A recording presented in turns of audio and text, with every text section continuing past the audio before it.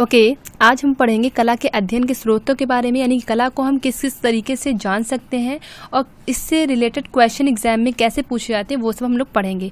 इससे पहले वाला जो वीडियो था यानी कि उसमें हम लोगों ने पढ़ा था कला किसे कहते हैं, यानी कि व्हाट इज़ आर्ट, और आर्ट को और विद्वानों ने किस तरीके से डिफाइन किया है, किस तरीके से उसका वर्गीकृत किया है, और मॉडर्न टाइम में कला को कैसे समझा जाता है, कितने पार्ट्स हैं, जैसे कि ललित कला हो जाएगी, उपयोगी कला हो जाएगी, मूर्ति कला है, ठीक, स्थापत्य कला है। तो इस तरीके से हम लोगों ने कला के बारे में बहुत डिटेल वीडियो इससे पहले वाले वीडियो में हम लोगों ने समझा था। तो अगर आपने वो वीडियो ना देखा हो तो उसको ज़रूर देख लीजिए, क्योंकि अगर हम सीरियल से चीज़ें पढ़ें तो आपको चीज़ें समझ में आएंगी। तो इस तरीके से आज हम लोग क्या पढ़ेंगे, कला अध्ययन के स्रोत के बारे में पढ़ेंगे। कला को हम किस किस तरीके से समझ सकते हैं, जान सकते हैं, यानी कि अगर यहाँ पर कोई स्कॉलर आता है तो हम वो कला को जानने के लिए कहाँ बढ़ जाएगा, तो वो उसके लिए मतलब जो है वो कला के अध्ययन किस तरीके से, कहाँ उसको कला की जानकारी मिलेगी, कहाँ से वो कला के बारे में जान सकता है, तो वो आज हम लोग पढ़ेंगे। ठीक है, तो वीडियो को स्टार्ट करते हैं। क्योंकि अगर देखिए इसलिए बता रही हूँ मैं, क्योंकि अगर आप नेट की प्रिपरेशन करें तो नेट में थोड़ा सा अंदर से क्वेश्चन पूछे जाते हैं और थ्योरेटिकल क्वेश्चन होते हैं, यानी कि आपको सोच के मतलब आपको आंसर देना होता है। क्योंकि टीजीटी पीजीटी में डायरेक्ट क्वेश्चन पूछे जाते हैं, लेकिन नेट में थोड़ा सा यानी जितना लंबा क्वेश्चन होता है उससे ही वैसे ही उसके ऑप्शंस होते हैं, यानी कि जितना लंबा क्वेश्चन पूछा जाता है उतने ही लंबे लंबे उसके ऑप्शंस होते हैं। तो आपको वहाँ पर थोड़ा सा जो है आपको अपना दिमाग लगा के, दिमाग तो खैर सब में ही लगाना, थोड़ा आपका सेंस लगा करके आपको आंसर देने होते हैं, यानी कि चीज़ों को आपको डिटेल से पढ़ना होता है। ठीक है, तो हम यहाँ पर अपने टॉपिक पे चलते हैं। देखिए कला के अध्ययन को समझने के लिए एक तो हिस्टोरिकल जो हमारी जो बुक्स हैं, ऐतिहासिक जो बुक्स हैं, उसके ज़रिए भी हम कला के जान सकते हैं किस टाइम में कैसी कला थी। जैसे कि आप राजा महाराजाओं की जो कहानियाँ हैं, ठीक है, जो राजा महाराजा से रिलेटेड जो कहानियाँ हैं, हिस्टोरिकल जो बुक्स हैं, उसके ज़रिए भी हम जान सकते हैं किस राजा के समय कैसी जो है कला जो है चलती थी, विकसित थी, किस तरीके से थी, और कौन से राजा कला के प्रति रुचि रखते थे, कौन सी राजा कला के प्रति रुचि नहीं रखते थे। तो हिस्टोरिकल बुक्स के अंतर्गत हम लोग जान सकते हैं। फिर हम देखते हैं शिलालेखों के जरिए, यानी कि शिलालेख में जैसे कि अजंता है, एलोरा है, बादामी है, ठीक है, अजंता गुफा, एलोरा गुफा, बादामी गुफा, ठीक है, भीमबेटका गुफा, ठीक है। तो बहुत सी ऐसी गुफाएं हैं, शिलालेख हैं, यानी कि उसमें जो शिलालेख जो हैं, ठीक, उन गुफाओं में जो शिलालेख हैं, तो उसके ज़रिए हम जो है जान सकते हैं कि वहाँ पर उस टाइम की कला में क्या मतलब क्या चीज़ थी, कैसी कला थी, अच्छी थी, लयात्मक थी कि नहीं लयात्मक थी।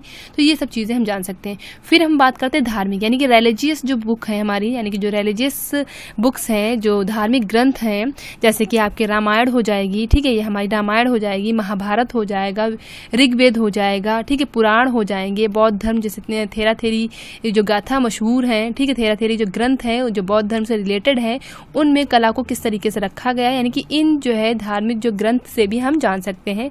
उसके अलावा और भी बहुत से ग्रंथ हैं जिसमें हम कला के बारे में पढ़ेंगे। फिर देखेंगे प्राचीन खंडहर, यानी कि जैसे ओल्ड रूइंस, यानी कि ऐसी जो है खंडहर्स, ऐसी जो गुफाएं जो प्रेजेंट टाइम में इतनी अच्छी पोजीशन में नहीं है, लेकिन उसके जो अवशेष मिले हैं, उसके जो थोड़े से अंश मिले हैं, जो उसमें चित्र जो मिले हैं, मिटे चित्र मिले हैं, लेकिन फिर भी वो चित्र उतना तो उन चित्रों से अंदाज़ा लगाया जा सकता है कि उस समय जो है जो चित्रकला थी, जो भित्ति चित्र वगैरह जो बनते थे भित्ति पे, यानी कि दीवारों पे, तो कैसे लोग चित्र की तरफ आकर्षित थे, तो उसके ज़रिए हम लोग अंदाज़ा लगा सकते हैं। जैसे कि हम अजंता गुफा, एलोरा गुफा, बादामी गुफा, एलिफेंटा गुफा, तो इन सब चीज़ों में हम जो है, यानी कि ये भी खंडहर्स में ही आ जाएंगे, ओल्ड रूइंस में ही आ जाएंगे, तो इन सब चीज़ों से हम अंदाज़ा लगा सकते हैं। नेक्स्ट हम पढ़ेंगे मोहरे और मुद्राएं, ठीक है। नेक्स्ट में क्या है, मोहरे, जैसे कि सिंधु घाटी सभ्यता में मोहरे और मुद्राएं प्राप्त हुई हैं और उसमें भी चित्र क्या है, अंकित हैं, ठीक है, उसमें भी चित्र पाए गए हैं, तो जिससे पता चलता है कि जो है जो कला है वो सिंधु घाटी सभ्यता में भी आ चुकी थी। फिर हम देखेंगे यात्रियों के जो वृत्तांत हैं, यानी कि अकाउंट्स ऑफ जो ट्रैवलर्स हैं, ट्रैवलर्स मीन्स यात्री, जो बाहर के यात्री अपने यहाँ आए, जैसे कि फाहियान आया, ठीक है, जैसे कि फाहियान आया, तो फाहियान किसके समय में आया था, चंद्रगुप्त विक्रमादित्य के समय में आया था, और दूसरे कौन, मेगास्थनीज आए, ठीक है। मतलब बहुत से ऐसे जो है जो यात्री थे वो अपने यहाँ आए, यहाँ की गुफाओं को देखा, अजंता की गुफा भी, मतलब ये सब गुफाएं देखी, टहले घूमे, उन्होंने देखा कि भारत में जो चित्रकला है वो किस तरीके की है, ठीक, वेस्टर्न में जो चित्रकला वो किस तरीके से है। तो इस तरीके से जो मेगस्थनीज थे वो मौर्य काल में आए थे, ये ध्यान रखिएगा। मेगस्थनीज जो आए थे मौर्य काल में आए थे, ये जो पड़ेगा आपका ईसा पूर्व पड़ेगा। और जो फाह्यान थे वो चंद्रगुप्त विक्रमादित्य के समय आए थे, यानी कि ये गुप्त वंश के टाइम में आए थे, ये आपको ध्यान रखना है, यानी कि ये जो है आपका ईसवी पड़ेगा, ठीक है।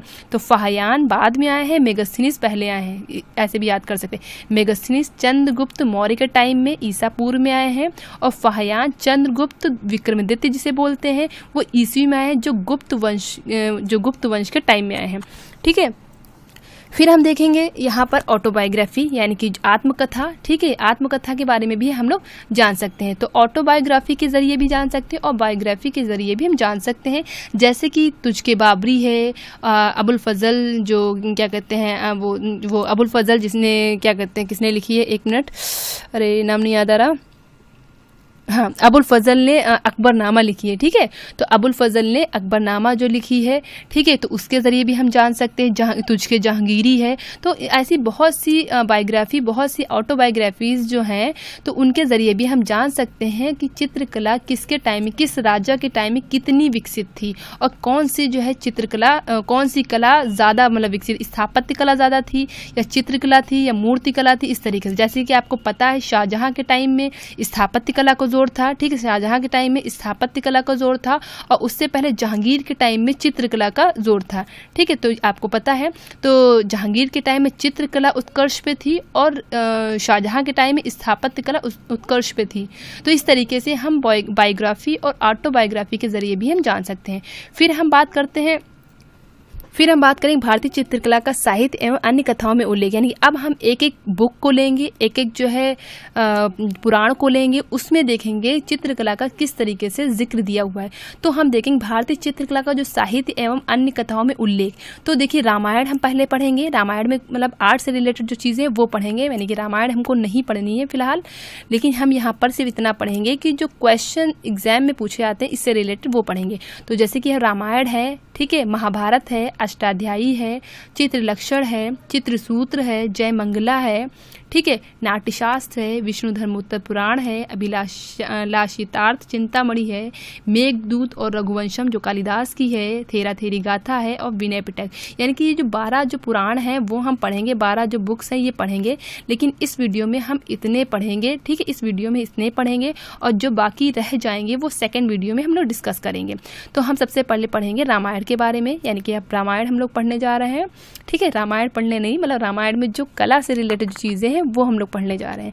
तो देखिए सबसे पहले अगर हम बात करें तो रामायण के जो रचनाकार हैं आपको पता है कौन है, वाल्मीकि जी हैं। तो रामायण के जो रचनाकार हैं वो कौन है, वाल्मीकि जी हैं। आपको इतना ध्यान पहले सबसे पहले ये रखना है, आपको पता ही होगा। और इसका जो टाइम पीरियड है वो 600 से 500 ईसा पूर्व माना गया है, ठीक है। तो रामायण के रचनाकार कौन है, वाल्मीकि जी हैं, और इसका जो टाइम पीरियड है वो 600 से 500 ईसा पूर्व माना गया है।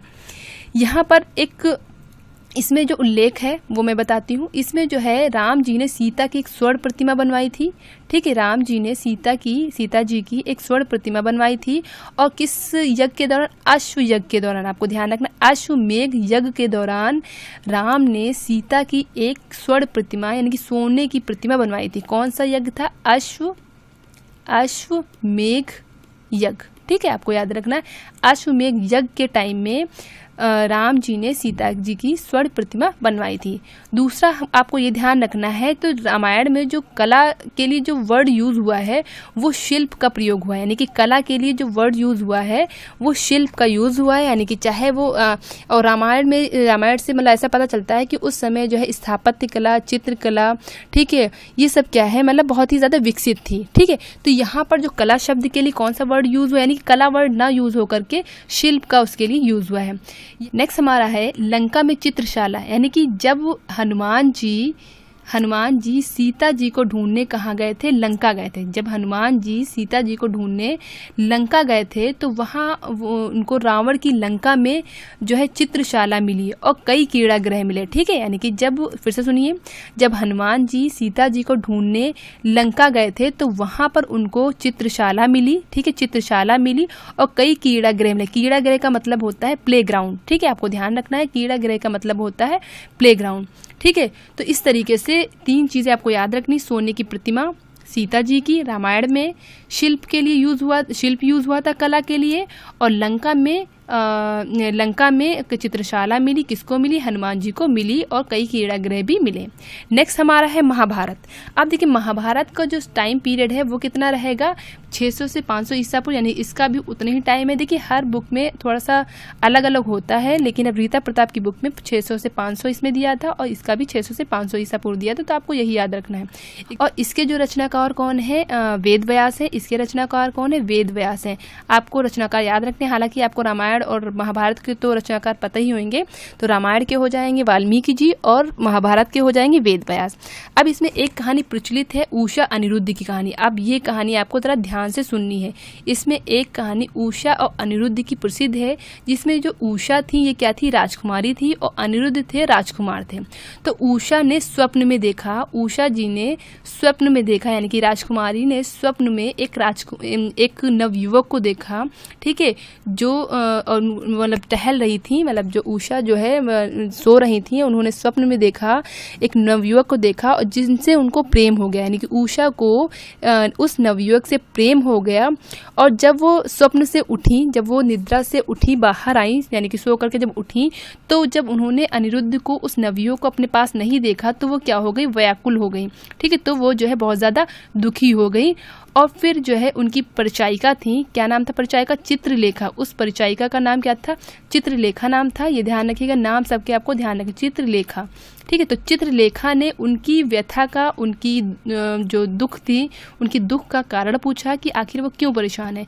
तो फिर उन्होंने, उषा ने, यानी कि उषा राजकुमारी ने उनको पूरी कहानी बताई, पूरी स्टोरी बताई, समझाया ऐसा ऐसा हुआ था। तो फिर चित्रलेखा, भाई जाहिर सी बात है वो परिचायिका की थी, तो अपनी राजकुमारी की तो कहना मानेंगी ही। तो फिर उन्होंने क्या किया? स्मृति के आधार पर जो है चित्र बनाया। स्मृति के आधार पर उस टाइम में जितने राजा महाराजा देवता जो थे, तो उनके चित्र बनाए स्मृति के आधार पर। ध्यान रखिएगा, स्मृति के आधार पर उन्होंने खूब ढेर से चित्र बनाए, पिक्चर्स बनाया, और फिर उन पिक्चर्स को उषा को दिखाया। और उषा ने, यानी कि उषा राजकुमारी ने अनिरुद्ध को पहचान लिया, और कहा जाता है ये कृष्ण के प्रपौत्र थे। कौन थे? प्रपौत्र थे, ठीक है। तो ये जो अनिरुद्ध जो थे वो कृष्ण के प्रपौत्र थे। तो आपको ध्यान, मतलब आपको समझ में आया? तो फिर से सुन लीजिए। उषा ने स्वप्न देखा एक नवयुवक का, जिसमें उनको उससे प्रेम हो गया। जब वो नींद से जगी, ठीक है, जब वो नींद से जागी, तो उन्होंने जब अपने प्रेमी को नहीं देखा तो वो व्याकुल हो गई। फिर चित्रलेखा ने उनसे व्याकुलता का मतलब कारण पूछा, रीज़न पूछा, तो उन्होंने पूरी स्टोरी बताई। फिर उन्होंने अपनी स्मृति के आधार पर पिक्चर बनाई। उस पिक्चर में अनिरुद्ध को उन्होंने पहचान लिया, और अनिरुद्ध जो थे वो कृष्ण के प्रपौत्र माने जाते हैं। तो ये कहानी महाभारत में जो है वर्णित है। एक कहानी एक और है सत्यवान की। अब आपको सत्यवान की कहानी याद रखनी है, यानी कि ये जो पूछी जाती है कहानी, इसलिए आपको याद रखना है। सत्यवान थे, यानी कि जो सत्यवान थे वो, उनको जो घोड़ों से बड़ा प्रेम था। किससे प्रेम था? घोड़ों से बड़ा प्रेम था। तो वो अपने माता पिता के साथ बागीचे वगैरह टहलने जाते थे, ठीक है। वो सत्यवान जो थे उनको घोड़ों से बहुत प्रेम था, तो वो बागीचे जो है जाते थे, यानी कि टहलने जाते थे, वन को टहलने जाते थे। तो वहाँ पर वो मिट्टी के घोड़े भी बनाते थे, और साथ में वो भित्ति चित्र भी बनाए, घोड़े के भित्ति चित्र बनाते थे। याद रखिएगा, घोड़े के भित्ति चित्र बनाते थे, ठीक है। तो इस तरीके से, इसलिए उनका नाम क्या पड़ गया था? चित्राश्व नाम पड़ गया था। क्या नाम पड़ गया था? चित्राश्व, ठीक है। तो इसलिए उनका नाम चित्राश्व पड़ गया था।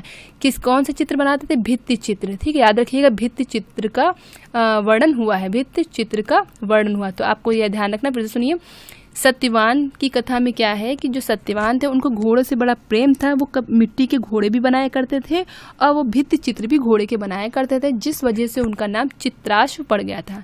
नेक्स्ट कहानी आपकी युधिष्ठिर की सभा में। अब यहाँ पर बड़ी इंटरेस्टिंग कहानी है। देखिए क्या है कहानी। ये जो युधिष्ठिर की सभा में ऐसे चित्र बने थे, युधिष्ठिर की सभा में ऐसे चित्र बने थे कि वहाँ पर जहाँ पर दरवाज़ा होता था तो वहाँ लगता था, जहाँ पर लगता था कि दरवाज़ा है, जहाँ पर लगता था दरवाज़ा है तो वहाँ पर दरवाज़ा नहीं होता था, और जहाँ पर लगता था दरवाज़ा नहीं है तो वहाँ पर दरवाज़ा होता था। कहने का मतलब दरवाज़ा का भ्रम दिखाया जाता था। इस तरीके से चित्र मतलब बनाए जाते थे कि दरवाज़ा अगर होता था तो लगता था नहीं है, और अगर नहीं होता था तो लगता था है। तो ऐसे स्थान पर दुर्योधन क्या हो जाते हैं? भ्रमित हो जाते हैं। तो इस तरीके का जिक्र जो है महाभारत में भी आया है। तो ये सब चीज़ें आपको ध्यान रखनी है। तो ये यहाँ पर आपको एक चीज़ और यह ध्यान रखनी है कि जैसे यहाँ पर दरवाज़ा नहीं होता था, तो जब यहाँ पर कोई जब प्रवेश करता था तो उसका सिर टकरा जाता था। मतलब कहने का मतलब क्या, जैसे दरवाज़ा लगता था कि है, तो उसमें जब कोई प्रवेश करता था तो उसका जाहिर से जब दरवाज़ा है ही नहीं तो उसमें सिर क्या है, टकरा जाता था। क्लियर हुई बात? यानी कि भ्रमित किया जाता था, जिसकी वजह से जब दुर्योधन वहाँ पर जाते हैं तो वहाँ पर क्या हो जाते, भ्रमित हो जाते और वो धोखे में आ जाते हैं। तो इसके बारे में हम लोगों ने लास्ट वीडियो में भी पढ़ा था। तो पाणिनि ने कला को 2 पार्ट में डिवाइड किया है। ठीक है, पाणिनि ने कला को 2 पार्ट में डिवाइड किया। एक तो हो जाएगी चारु कला, ठीक है, दूसरी क्या हो जाएगी, कारू कला। पाणिनि ने कला को 2 पार्ट में डिवाइड किया है, एक चारु कला, एक कारू कला। ठीक है, कारू कला को ही उपयोगी कला बोलते हैं और चारु कला को ललित कला बोलते हैं। ठीक है, तो इस तरीके से पाणिनि ने कला को 2 पार्ट्स में डिवाइड किया। आपको ध्यान रखना है, कारू कला, चारु कला। कारू कला को वो क्या बोलते हैं, उपयोगी कला, जिसको इंग्लिश में क्या बोलते हैं, मेजर ऑफ आर्ट। क्या बोलते हैं, मेजर ऑफ आर्ट। और ललित कला कौन सी हो जाएगी, चारु कला हो जाएगी, जिसको इंग्लिश में क्या बोलते हैं, माइनर ऑफ आर्ट बोलते हैं। तो इस तरीके से पाणिनि के बारे में मैंने लास्ट वीडियो में भी बताया था। नेक्स्ट हमारा है चित्र लक्षण। 1 मिनट रुक जाइए। अब हम देखेंगे चित्र लक्षण के बारे में। तो जो चित्र लक्षण का जो टाइम है वो 600 ईसा पूर्व से 200 ईसा पूर्व माना जाता है। 600 ईसा पूर्व से 200 ईसा पूर्व माना जाता है। और इसके जो इस ग्रंथ के जो रचनाकार है वो भयजीत माने जाते हैं, राजा भयजीत माने जाते हैं। और उन्हीं का नाम नग्नजीत है, उन्हीं का नाम नग्नजीत है। इसके पीछे भी एक बहुत इंटरेस्टिंग सी कहानी प्रचलित है, तो इसको हम लोग देखते हैं कि क्या स्टोरी है। देखिए, जो राजा भयजीत थे उनके शासन में, उनके राज्यकाल में एक ब्राह्मण के पुत्र की मृत्यु हो जाती है। एक ब्राह्मण के पुत्र की क्या हो जाती है, मृत्यु हो जाती है। वो जो ब्राह्मण होता है वो अपने मृत पुत्र को लेकर के, मरे हुए पुत्र को लेकर के भयजीत के पास आता है, राजा भयजीत के पास आता है। और वो कहता है, अगर तुमको धर्म पे विश्वास है, ब्राह्मण पे विश्वास है, तो मेरे पुत्र को जीवित करके दो। तो ये सब सुन करके जो राजा भयजीत थे बहुत ज़्यादा क्या हो जाते, दुखी हो जाते, बहुत ज़्यादा परेशान हो जाते हैं। फिर वो क्या करते हैं, अपने योग से, अपने योग के बल पे, अपने योग की शक्ति पे, अपने योग के जरिए यमराज को क्या करते हैं, प्रकट करते हैं। यमराज को वो प्रकट कर लेते हैं। फिर वो यमराज को पूरी कहानी बताते हैं, लेकिन यमराज ने उनकी इस चीज़ को अस्वीकार कर दिया, यानी कि उनकी बात नहीं मानी, उन्होंने उसको रिजेक्ट कर दिया। उन्होंने पुत्र को जीवित करने को मना कर दिया, यानी कि उन्होंने उसके प्राण लौटाने को मना कर दिया। फिर क्या होता है, राजा और यमराज की क्या हो जाती है, लड़ाई। राजा और यमराज की क्या होती है, लड़ाई होती, जिसमें यमराज जो है हार जाते हैं, जिसमें जो यमराज होते हैं वो हार जाते हैं। फिर उसके बाद जो है जो ब्रह्मा जी हैं, ठीक है, फिर उसके बाद जो ब्रह्मा जी हैं वो प्रकट होते हैं। फिर उनको वो सारी कहानी बताते हैं। तो फिर क्या होता है, तो राजा भयजीत से कहते हैं कि जाओ तुम इसका जो है, उसके जो पुत्र का जो है एक चित्र बना के लाओ। ठीक है, वो क्या कहते हैं, ब्रह्मा जी कहते हैं राजा भयजीत से उसके पुत्र का चित्र बनाओ। और जब वो चित्र बनाते हैं तो उसमें क्या करते हैं, वो ब्रह्मा जी प्राण डाल देते हैं, यानी कि उसको जिंदा कर देते हैं। फिर ब्रह्मा जी कहते हैं, तुमने नग्न प्रेतों पर विजय कर ली है। क्या कहते हैं ब्रह्मा जी, भयजीत से कहते हैं, राजा भयजीत से कहते हैं, तुमने नग्न प्रेतों पे विजय प्राप्त कर ली, नग्न प्रेतों पे विजय प्राप्त कर ली है, इसलिए आज से तुम्हारा नाम क्या है, नग्नजीत है। आज से तुम्हारा नाम क्या है, नग्नजीत है। तो ये कहानी प्रचलित है। तो इस तरीके से आपको ये कहानी याद रखनी है। अब हम बात करते हैं, ये जो चित्र लक्षण जो ग्रंथ है वो 3 अध्याय में डिवाइड है। पहले अध्याय में क्या है, चित्रकला की उत्पत्ति मानी गई। दूसरे अध्याय में चित्र की सृष्टि का अध्याय है, ठीक है। और तीसरे अध्याय में क्या है, चित्र रचना के नियम है। तो फिर से सुनिए क्या है, तो ये जो ग्रंथ है वो 3 पार्ट्स में डिवाइड है। पहले में क्या है, चित्र की उत्पत्ति मानी गई है। दूसरे में क्या है, सृष्टि मानी गई है। और तीसरे में है चित्र रचना के नियम बताए गए, चित्र रचना के नियम बताए गए हैं। तो आपको ये ध्यान रखना है। तो आज के लिए इतना ही रखते हैं। नेक्स्ट वीडियो में जो आगे की जो बुक्स बची हैं, आगे के जो ग्रंथ बचे हैं, उसमें जो भी कला से क्वेश्चन पूछे जाते हैं वो हम लोग डिस्कस करेंगे। तो अगर आपको मेरा ये वीडियो पसंद आया हो, समझ में आया हो, तो मेरे वीडियो को लाइक करें, मेरे चैनल को सब्सक्राइब करें, ठीक है। और अगर आपको कोई भी कन्फ्यूज़न है तो आप प्लीज़ कमेंट बॉक्स में लिखिए, ठीक है। तो मिलते हैं नेक्स्ट वीडियो में, तब तक के लिए जय हिंद, जय भारत।